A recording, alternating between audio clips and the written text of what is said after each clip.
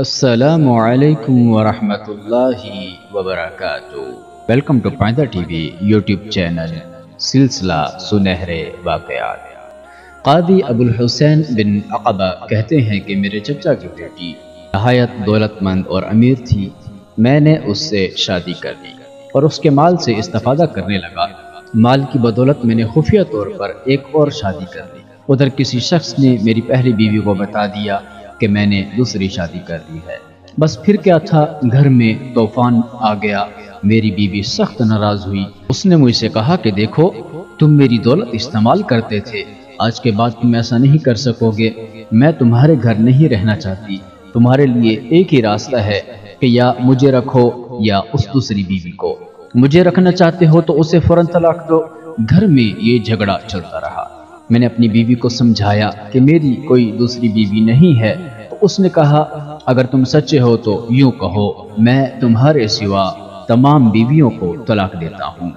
ادھر میں نے جس نوجوان لڑکی سے شادی کی تھی وہ خوبصورت ہونے کے ساتھ ساتھ نہایت سمجھدار بھی تھی۔ اب میں دو کشتیوں کا سوار تھا۔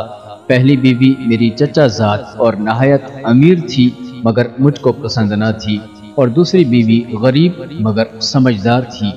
میں گھر میں لڑائی نہیں چاہتا تھا۔ پہلی بیوی نے میرا خرچہ بند کر دیا تھا۔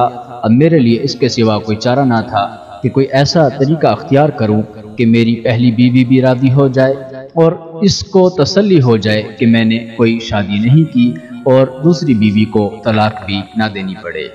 خاصا سوچو بچار کے بعد میں نے اپنی دوسری بیوی کو بلایا۔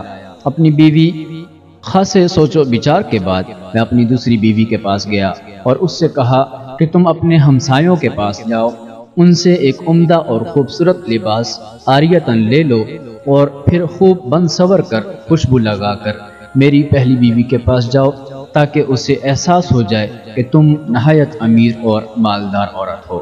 ملاقات کے وقت خوب رو رو کر آنسو بہانا اور اس کے حق میں خوب دعائیں کرنا۔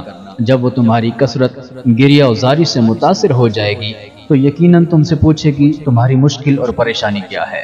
اب تم اس کو بتانا کہ میرے چچا زاد نے مجھ سے شادی کی ہے اور مجھے بتائے بغیر ایک اور شادی بھی کر لی ہے اور میرا مال اپنی دوسری بیوی پر خرچ کرتا ہے۔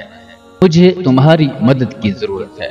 چونکہ تمہارا خاوند قاضی ہے، اس سے میری مشکل اور پریشانی بیان کرو، میری سفارش کرو کہ میرے ساتھ انصاف کرے اور میرے شوہر کو عدالت میں بلا کر اس سے پوچھ گچھ کرے۔ جب وہ تمہاری بات سن کر تمہیں میرے پاس لے کر آئے گی تو باقی معاملہ میں خود سنبھال لوں گا۔ میری تدبیر نہایت کامیاب رہی۔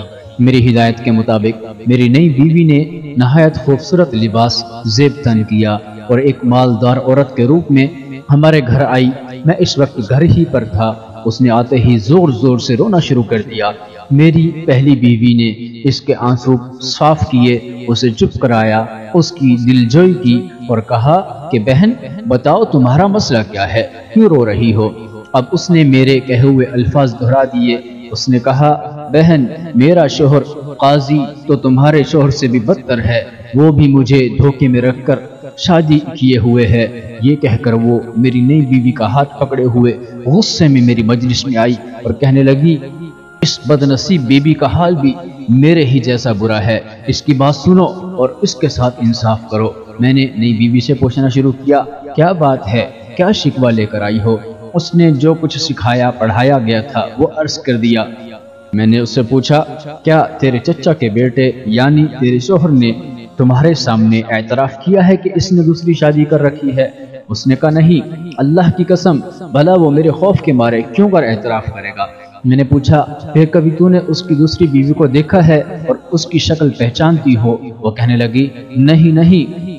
پھر میں نے کہا اے خاتون، اللہ کا خوف کھا اور سنی سنائی باتوں پر یقین مت کر، کیونکہ حاسد لوگوں کی تعداد بہت زیادہ ہے جو میاں بیوی کی خوشی دیکھ نہیں پاتے۔ اس طرح جو لوگ عورتوں کو بگاڑتے ہیں ان کے پاس اس قسم کا ڈرامہ رچانے کے لیے بہت سے حیلے بہانے ہوتے ہیں اور وہ جھوٹ بھی بہت بولتے ہیں۔ مثال کے لیے میری ہی بیوی کو دیکھو، اس سے بھی کسی نے یہ چغلی کھائی ہے کہ میں نے اس کے علاوہ بھی کسی عورت سے شادی کر رکھی ہے، جبکہ میں اس کے سامنے یہ قسم کھا کر کہتا ہوں کہ اس دروازے کے باہر اگر میری کوئی بیوی ہے تو میں اسے طلاق ثلاثہ دیتا ہوں، 3 طلاقیں دیتا ہوں۔